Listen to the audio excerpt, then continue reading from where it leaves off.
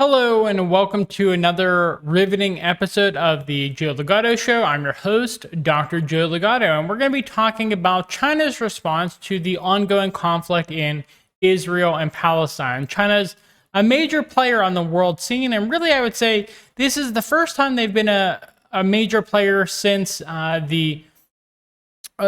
since one of the major flare-ups of conflict between Israel and Palestine. During other conflicts, China was not as prominent of a nation state back then, and so China didn't really have much influence over what happens in those prior conflicts. But China does have influence now, a lot more influence than they did, say, a decade ago or more. And we can see the role that they plan on taking here. So this is the Foreign Ministry of China, and we have the Foreign Ministry spokesperson Mao Ning, a regular press conference on October 9th, 2023. So we're not going to read all of this. Not all of this is related, but we see here the ongoing conflict between Israel and Palestinian armed groups in the Gaza Strip has led to heavy casualties on both sides. What's China's comment? Okay, so let's see what their stance is. Do they have a one-state solution? Do they have a two-state solution? Are they more pro-Israel? Are they more pro-Palestine? China is closely following the escalating conflict between Palestine and Israel. We're deeply saddened by the civilian casualties and oppose and condemn acts that harm civilians. We oppose moves that escalate the conflict and destabilize the region and hope fighting will stop and peace will return soon. The international community needs to play an effective role to jointly help cool down this situation. To end the cycle of conflict between Palestine and Israel, it is essential to restart the peace talks, implement the two-state solution, and settle the Palestine question fully and properly through political means at an early date so as to take care of each party's legitimate concerns. China will continue to work relentlessly with the international community towards this end. Okay, so anything here? I don't think they necessarily took a side in this specific response, so let's look at the next one. The scale of the current Palestine-Israel conflict has exceeded that of previous ones. And the reason for that is because Palestine managed to gain some ground, some territory from Israel, and that's unprecedented in prior conflicts. Does the Foreign Ministry have information regarding the extent of its impact on Chinese nationals there and the local Chinese community? What will help China give them? What help will China give them? The Foreign Ministry activated the emergency consular protections, blah, blah, blah. Now this is really interesting. Okay, so they don't have anything there. According to the reports, attacks committed on Saturday by the Islamic group Hamas has left over 700 dead, most of them civilians, and also dozens of kidnapped people were taken to Gaza. My question is, does the Chinese government consider those acts terrorist acts? So this is interesting because the West considers Hamas to be a terrorist group, and you can see by the way this is phrased, Islamic group Hamas instead of terrorist group Hamas, that China currently does not consider Hamas to be a terrorist group. So let's see what China's position is on Hamas. China has stated its position on the current escalation of tensions between Palestine and Israel. We're deeply concerned over the escalation of tension and violence and saddened by the civilian casualties caused by the conflict. We oppose and condemn acts harming civilians. Priority now is to end hostilities and restore peace as soon as possible and work together to de-escalate the situation. Okay, so they're not condemning Hamas. Okay.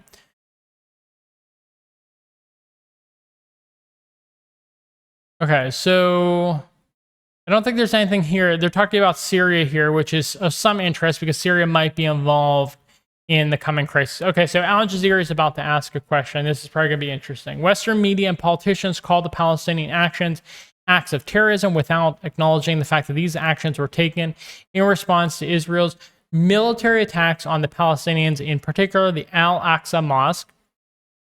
So as I understand it, I believe that is the mosque that needs to be destroyed given the Jewish faith. They believe that that land should be used to create the third temple, which would bring about the Jewish Messiah. Christianity believes that the Jewish Messiah will be the Antichrist, and so this is like a end of days type of situation. So destroying a very important holy site to Islam in order to build a temple that would bring about their Messiah, but would bring about the Antichrist of another major religion. So you can see that this entire situation is going to be very intense in upcoming days. The Embassy of Israel in China said that it hopes China, Israel's good friend, will condemn the acts of Palestine. Okay, how do you respond to this? Also, the U.S. has announced that it is sending additional military equipment to Israel. What's your comment? Okay, so now we're going to see which side are they taking? Are they taking a side? On the Palestine-Israel conflict, China has always been on the side of equity and justice as a friend to both Israel and Palestine. Okay, very wishy-washy so far. What we hope to see is two countries living together in peace and enjoying security and growth together. Okay, that's an interesting fact. So it might not seem it, but due to both of these countries believing that the land that they inhabit is their own, that you have the option of a one-state solution where both people live together in one state, which would, in a lot of cases, likely be run by people of Jewish descent. However, what they're stating with this sentence here is that they believe living together in peace and enjoying security and growth together. That strikes me as something that would be said for a two-state solution, because they say two countries living together in peace. I mean, you could maybe, from another perspective, say that that's saying that they should be all one state, but I don't think that's true because they specifically say two countries. If they remove the two countries part, then I would see that as a one-state solution, but they're saying two countries here. So it'd be interesting if they want to go back to the 1967 borders for the two-state solution, which I believe that the Turkish leader of the country, Erdogan, he has explicitly stated that he wants a two-state solution with the 1967 borders. So that might be what China is backing up here, and I imagine that they would have coordinated with the Turkish people, the Turkish government, to come to that conclusion as well, and other countries around the world. Okay, so on your second question, China believes that dialogue and negotiation is the fundamental way out. We call on all parties to stop the fighting immediately to avoid further escalation and deterioration of the situation. Okay, interesting response, because I do think that makes it pretty clear that they want a two-state solution. It's just a matter of what would the borders be for that two-state solution. And I think Israel should be concerned about that, because the borders will likely scale back Israel in some way, shape, or form, because you're either taking back a lot of land, such as the 1967 solution, or you are stopping the progress of the Israeli settlers who have been taking land from Palestinians for decades now. Okay, so now we have a question from the New York Times. Has China already, or will China soon, urge Iran to restrain Hamas? And also, will China encourage Hamas or ask Iran to encourage Hamas to release hostages? China has stated its position on the current situation between Palestine and Israel. Okay, well, that's a very short response there, and it doesn't say much. So you could see that there's probably some contention between the New York Times as a media outlet and the Chinese government, because you see here that the question is essentially as large as the answer here. They spent like no time going over this. Okay, Anadolu Agency. I'm imagining that's probably Turkish. Just based off of the name. I think we have witnessed a series of escalations of violence this weekend after Hamas's attack against Israel in the occupied territories. Okay, calling it the occupied territories, that's probably some type of Islamic news agency. And there are civilian casualties, and civilians are being harmed from both sides. For the past year, China was active for a possible resumption of peace talks in the Middle East. So how do you think this escalation of violence will affect China's efforts for the peace process in the region? We are saddened by these civilian casualties caused by the conflict. We oppose and condemn this kind of acts. We believe it is imperative to stop the fighting as soon as possible, protect civilians. You mentioned China's efforts to facilitate dialogue. The most important thing we have learned from the recent reconciliation between Saudi Arabia and Iran is that no matter how complex the issue is and how thorny a challenge is, as long as the parties engage in equal-footed dialogue, in the spirit of mutual respect, they will surely find a mutually acceptable solution. Violence for violence is not the answer. The international community needs to act with greater urgency, step up input into the Palestinian question, facilitate the early resumption of peace talks between Palestine and Israel, and find a way to bring about enduring peace. China will continue to work relentlessly with the international community towards this end. So it's interesting because the American government and various factions within America's news and media organizations have started to talk about Israel just fully genociding the Palestinian population, fully wiping it off the map. And so you see a real contrast here between the warmongering of America and the West versus China's more balanced approach, just trying to get peace in the region so that trade can resume, because China is focused on trade and not focused on war like America is. And so interesting contrast. And obviously, the Islamic and Arabic worlds are going to like the Chinese perspective far more than the American and Western perspective. I believe this is... Okay, so there's 2 questions left. There's a few questions left, actually. Okay. Let's see here. Said yesterday, expected strong. Okay, Israeli embassy in Beijing said yesterday that it had expected to see stronger condemnations of Hamas from China, that it was not a time to call for a 2-state solution. Okay, so they see this as a 2-state solution as well. After Hamas attacked Israel, does the ministry have any further comments on these remarks from the embassy? Okay, so we'll see if Israel controls China the same way it controls America. We'll see in this response. On the Palestine-Israel conflict, China has always been on the side of equity and justice. As a friend of both Israel and Palestine, what we hope to see is the 2 countries living together in peace.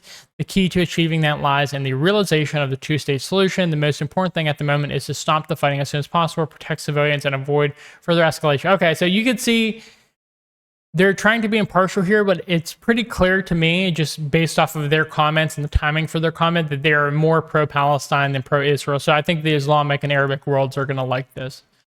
Okay, another Al Jazeera question. Experts believe that the current Palestine-Israel situation may have far-reaching impact on international relations, including U.S.-Saudi defense agreements, U.S. support to Ukraine, and the regional security landscape. As a permanent member of the Security Council, what political and diplomatic efforts will China make?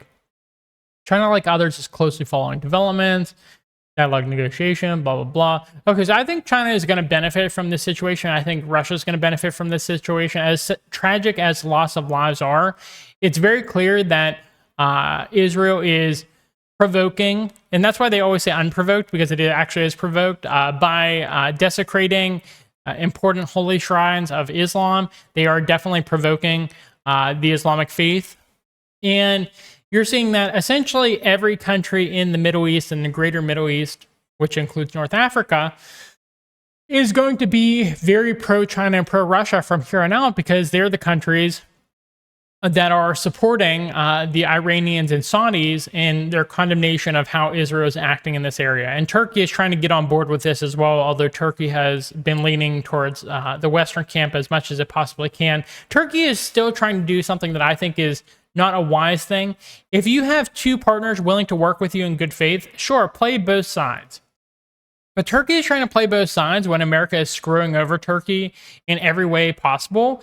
And America doesn't allow countries to play both sides. They'll stab you in the back. And so Turkey is playing a very dangerous game here by not switching to the Eastern camp, the Russia-China-led bloc, because America is not going to take that line down. They're not going to allow that. And so you're seeing that Iran and Saudi Arabia are becoming closer. Turkey has to get in on that if they want to be a part of the new world order that is arising based off of the Russia-China bloc. Okay, so let's see what we have here. Kind of special envoy. No, nothing here that's really of interest. Yeah. This New York Times question is so long, and then the response is like nothing there. So like you could see that they do not like the New York Times there. Okay. No real responses here. Okay. Nothing that really gravitates towards me. Oh, wait. Yeah, there's nothing else here that I'm saying.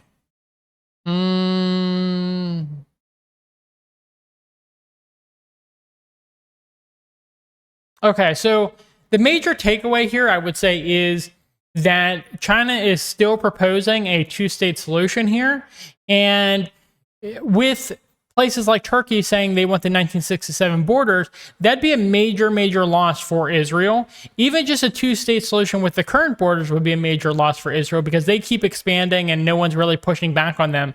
But the idea of a two-state solution being pushed by China would hinder them from continuing to allow Israeli settlers to take land from the Palestinian people. So some interesting developments.